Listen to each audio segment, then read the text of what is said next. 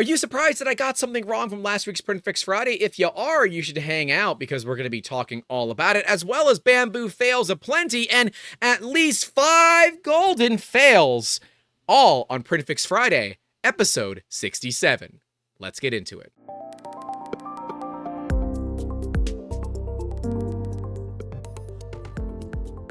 Hey guys, welcome back to the channel. If you're new here and you're looking to get better 3D prints, make sure to leave a like and get subscribed because we're going to be doing more of these, but way more specific in the new year. We might be adjusting the schedule, we'll see, but remember, if you do have some print fails and you are brand new to this, or maybe you're a seasoned professional and want to show off some fails here on the channel, you can tag us on all the social media, slide into those DMs. I monitor Twitter personally, so my preference is Twitter, but, you know, whatever one works best for you guys. Of course, you can always email us, youtube@3dmusketeers.com, and we can take a look at those fails to help others fail a little bit less. And this is YouTube's longest weekly print fail fix video series, so greatly appreciate your all support. This is something that you do enjoy.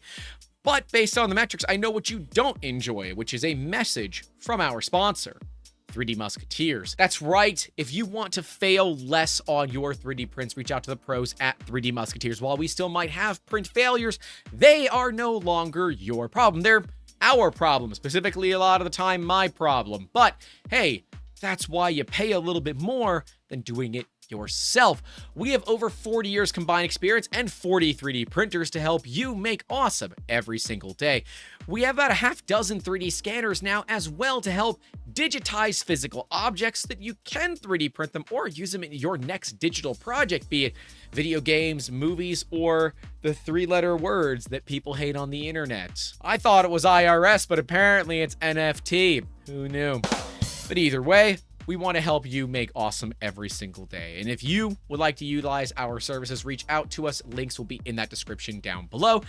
But maybe you're not in need of any of this, but you do want to kick a couple of bucks into that creator fund to help us make these videos possible multiple times a week. You can do so by joining YouTube channel memberships or by clicking the link to Patreon and pledging as little as $1 a month. That money goes directly into making these videos possible, pay for our editor, Andrew, to have all the Doritos and Mountain Dew that one young boy could ever muster, and be able to keep him reasonably well nourished to edit these videos properly.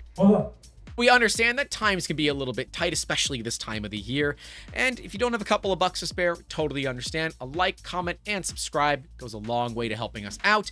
And, of course, share the video out with a friend or two, maybe one that might be getting a 3D printer this year for the holidays. These videos are really helpful and help spread the cheer that is 3D Musketeers. But enough of these call to actions. We need to do them. It helps pay the bills. We're seeing people come in from YouTube, so obviously it's working.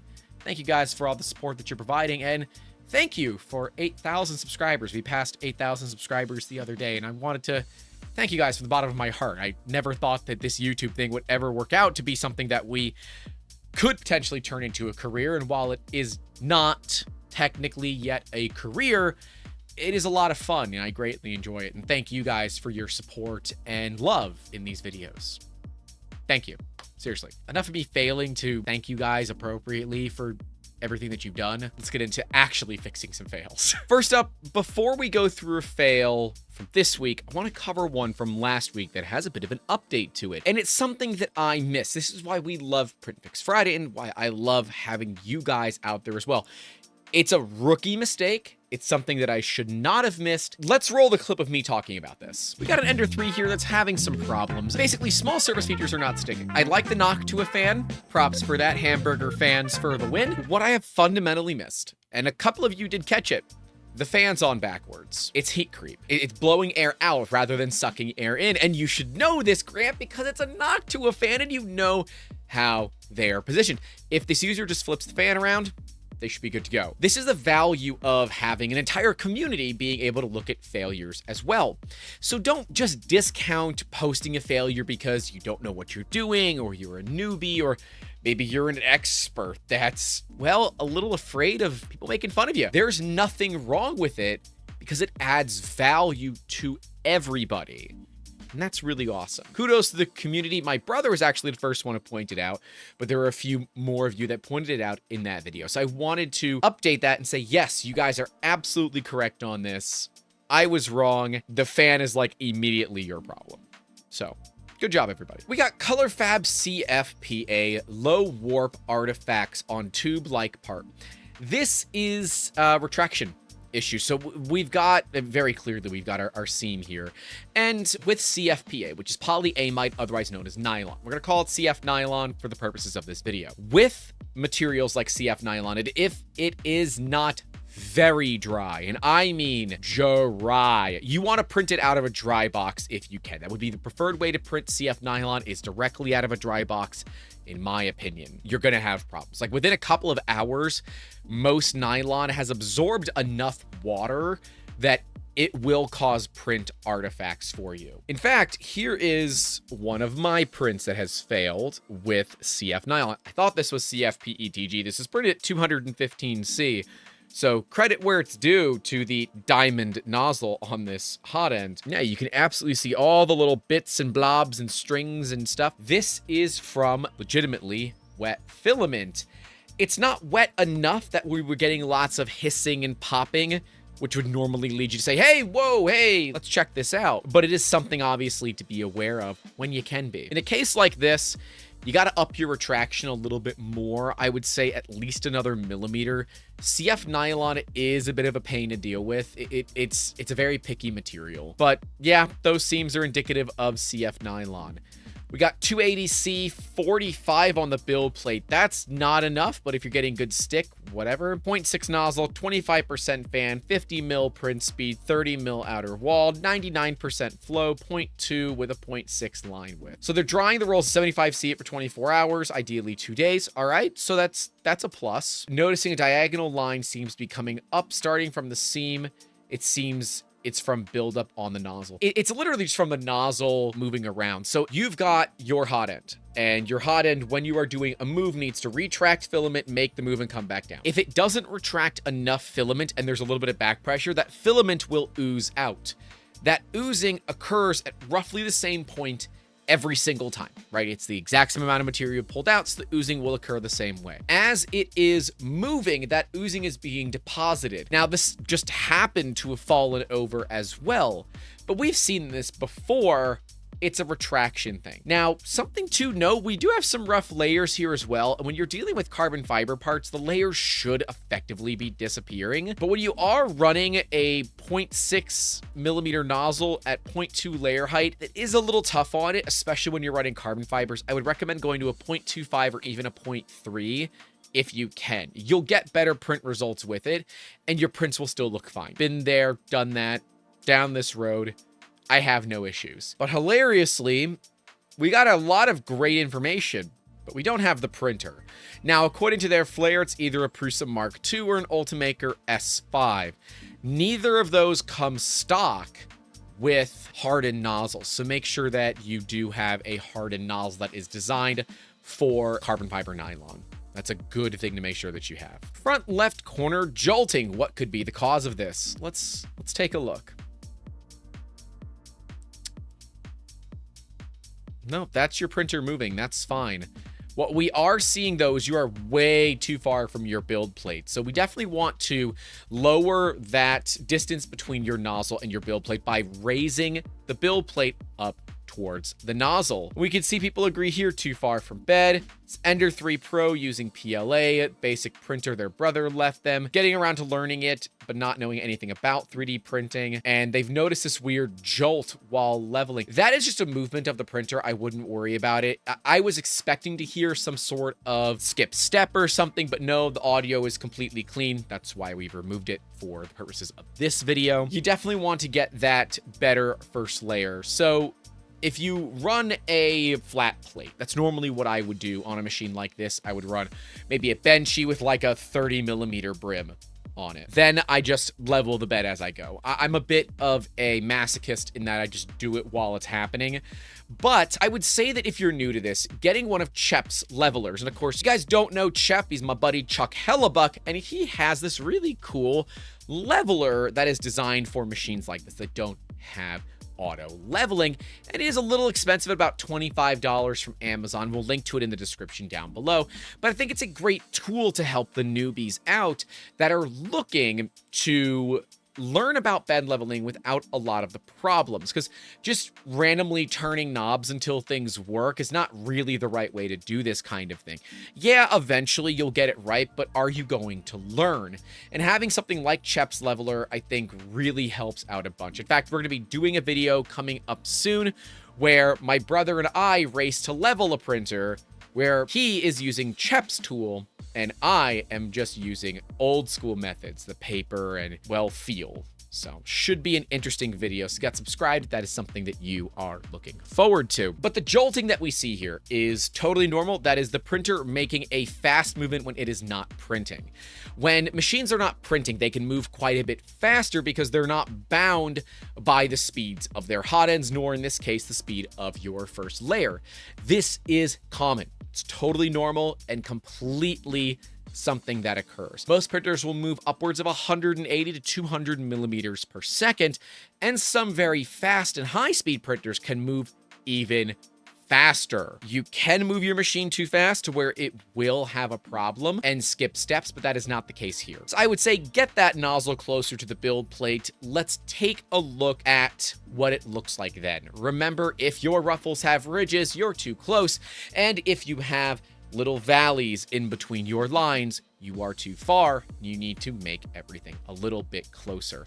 I hope this helps. We're going to be doing a video on bed leveling after the holidays to pick up some of the holiday noobs that have just gotten their first 3D printer. Starting in the new year and right after the holidays, we are going to be doing more back to basics videos, talking all about getting your first 3D printer up and running, because there's going to be a lot of people that get them, and I'm excited for that. I want to help lower that barrier. Coming from another Discord server, we got my buddy Chris Catlett sending over a screenshot of someone with a Gengar print asking, can anyone tell them why their print split in half? And we can see some issues with under extrusion both here and here. What that generally means is, like this individual states, a potential partial clog. Now, it does happen relatively soon and it is purging itself out, but I also see that the model does not appear to have any infill. And in that case, you're not extruding a lot of filament in between your layers. It could be from all the back and forth movements that are needed. I don't know, but I would say a partial clog is not a bad thing to start with. Replacing nozzles are very cheap, and once you kind of get a hang of it, holding the block and actually replacing the nozzle itself is a little bit easier to do. So I would say change out that nozzle if you're not 100% sure, but you can also look at doing something like a cold pull or an atomic pull. To do something like that, heat up your printer to operating temperature, extrude a little bit of filament manually, cool it down to about 130 degrees centigrade, and by removing pressure from the extruder, quickly pull out that filament until it removes very cleanly. That means there's no buildup or carbon or anything like that on your filament, and that's just it pulling out the extra gunk and crap from your hot end. Now, being that this is a Bowden printer, you will want to check your Bowden tube as well to make sure that it is not adding too much friction to the mix. As you use your Bowden-based 3D printers, or non-all-metal 3D printers, I should say, that have the Bowden tube going all the way into the hot zone, that tube can break down and cause excess pressure against the filament. Now, PTFE tubing or Bowden tubing is really cheap, and if you are going to get new stuff, go ahead and get some cap tubing. We've linked some in the description down below for you as well. I like cap tubing. It's got a better tolerance, which means less backlash, which means you're going to get better prints, and honestly, I think it lasts a little bit longer than the generic stuff you can get off of Amazon. So in this particular case, check that nozzle, make sure it's nice and clean. I would do a cold pull before I pull the nozzle, but if your cold pulls are clean, just go ahead and change out the nozzle. These MK8 nozzles are really, really cheap, and if you can get a nicer one and you're willing to spring for a couple of bucks, a Micro Swiss would not be a bad, more affordable upgrade. But if you are looking to swing to the fences and spend a bunch of money on a nozzle, Diamondback nozzle is pretty much going to be the last nozzle you will ever need. Another Bambu failure. This one is not a machine failure. It's not a machine failure, so get your hate comments off of this. But this is something to point out. And interestingly, Bambu has a solution for this, and I kind of love it. Dag nabbit, I thought I caught my chair on the open door. What a pain. Thankfully, I can order a replacement. Yeah, thankfully, this is tempered glass, so kudos to Bambu for using tempered glass. Remember, back in the day, a lot of companies did not use tempered glass on their build plates, and if you did drop or somehow break a build plate, the glass shards would be really sharp and could cause serious injury. But the nice thing about tempered glass is that doesn't occur. The shards of glass are not generally sharp, but there are quite a few million more of them. And there's a whole process for tempering glass properly, but it's basically under stress and strain all the time. And it takes a very light amount of force in a very specific way to shatter the glass. But if you've ever seen someone attempt to punch or hit a window out with a hammer, you'll know tempered glass is pretty strong right up until it isn't. And well, this individual found a time where it wasn't. But for $40, which I will say pretty affordable, and with free shipping over 50 bucks, go buy another hot end or some socks or some extra cutters, whatever it might be, and go ahead and get that replaced. But really, the hard part is getting those pieces of glass up off your floor. I see the broom and dustpan. I would go get a shop vac if you don't have one.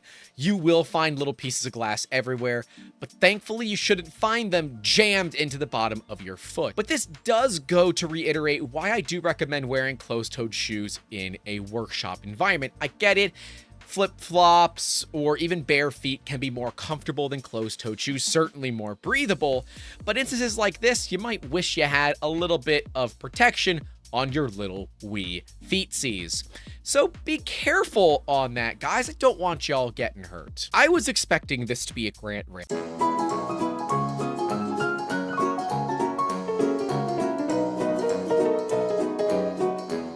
There's going to be still a bit in here, so if you're here for the grant rants, enjoy. But this one ended up a little bit cleaner than I was expecting. Jolt Revolt was the first person to find this to my knowledge. Bambu Lab basically stole a 3D model from Luby 3D. If you guys don't know Luby 3D, go check them out. We'll link to them in the description. Amazing 3D models to the point that Bambu Lab utilized them in their holiday house or their Christmas cabin, as they're calling it. Yeah, it was released under Creative Commons 4.0, non-commercial, non-derivatives. So utilizing this without Luby 3D's permission is decidedly against the Creative Commons license, and it's a bit of a middle finger to the artist.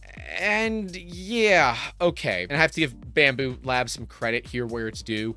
They did their best to fix this, even going as far as making an actual public statement about this. We want to clarify that the wolf model by Luby 3D was inadvertently used by our designers on the Christmas log cabin model after being found on a third-party file hosting site. We will not post a link, so it will not be shared. We are still reaching out to Luby 3D and offer her appropriate compensation for having used her model without her permission. In the meantime, we will be removing the wolf from the existing model and reinstating it if we get permission to do so. We will also make sure that proper attribution is given in any post showing this model. We finally would like to apologize for this mistake, both to Luby 3D and to the community as a whole. We value all designers and contributors to this community, and we have always been adamant on giving attribution from the very beginning. Unfortunately, mistakes happen sometimes too often. Forgive us.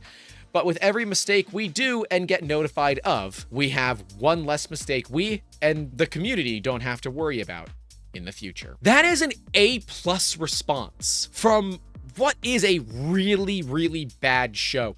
And it's interesting that out of all the people, it was Joel that found it first. I would have thought that maybe a hater would have found it first. But you know, I'll give credit where it's due. Now, I don't like this reactionary protocol. It's very upsetting to me that this kind of thing would go completely unnoticed unless someone spoke up and said something. And Joel, of course, having a relatively large following means that it gets to the right person very quickly. But I feel like someone needs to do their research. And I get it. A designer might have found it on a website that it was stolen and then posted to.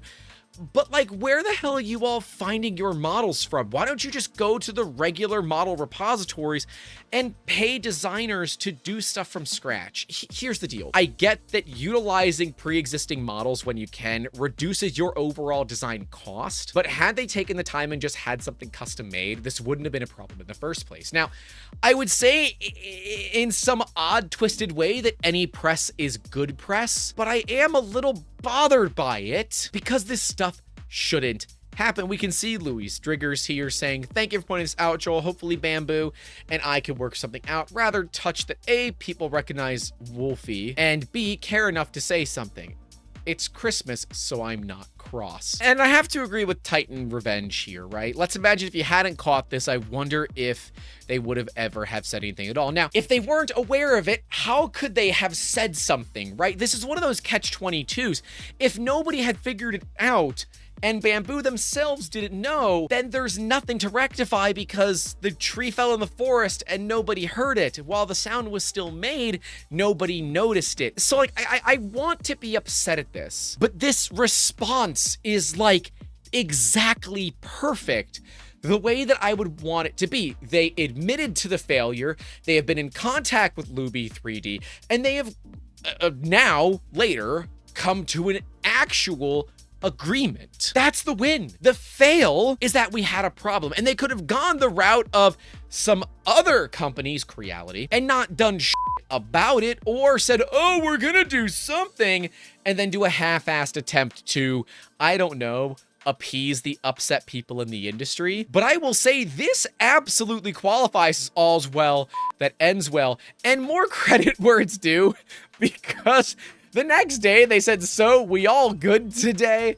Like, guys, whoever is running your social media, like A+ on the posting. I'm glad that everything has been sorted out.